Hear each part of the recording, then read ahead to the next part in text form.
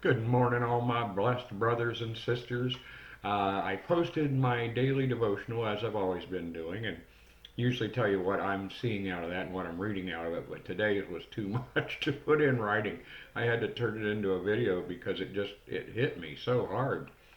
For those that may see this video that didn't see the devotional, the two scriptures that I was studying on and reflecting on off of that devotional was Psalms 95, 6 through 7, and Romans 8:32. And as I usually do when I'm meditating on some scripture, I'll grab a piece of paper and a pen and sit there and kind of wait and talk to Jesus and say, Jesus, is there some kind of message you want me to get out of this for me? And here's what came flooding at me today. Pardon me. He said, I came here for three reasons. One, to set you free from sins, because you never could have done this on your own, which, you know, it's so true. I mean, that was a system in the old law that was set up for us to lose. I had an incident with my new tax accountant recently where my old tax accountant had really let me down in more ways than I even realized. And the new accountant said to me at one point, he said, Steve, you realize, as a citizen of the United States, you are responsible to know all this stuff yourself that are in the tax laws.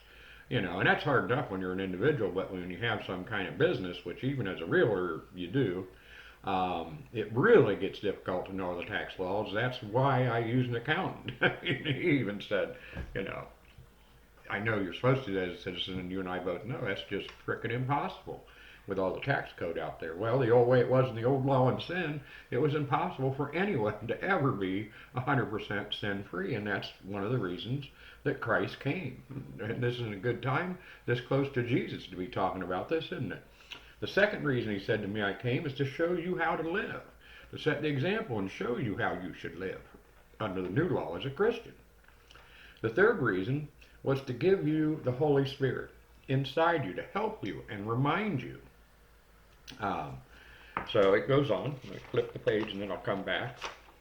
Uh, so he showed us how to live. To me, what stuck out through this conversation with Jesus, I guess, is what stuck out to me, is here's how he showed us how to live. Number one, he loved everyone, even sinners.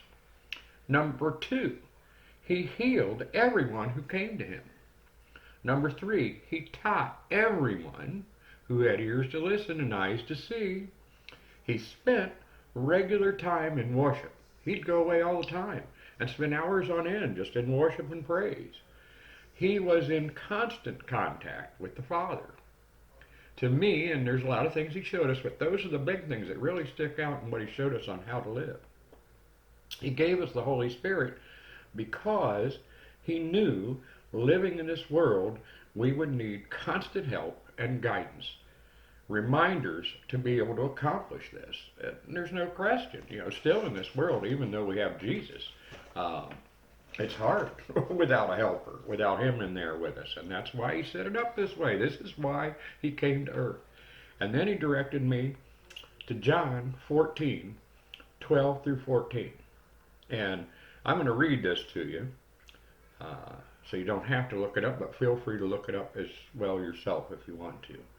The person who trusts me will not only do what I am doing, which he's talking about miracles and healings, but even greater things, because I, on my way to the Father, am giving you the same work to do that I have been doing.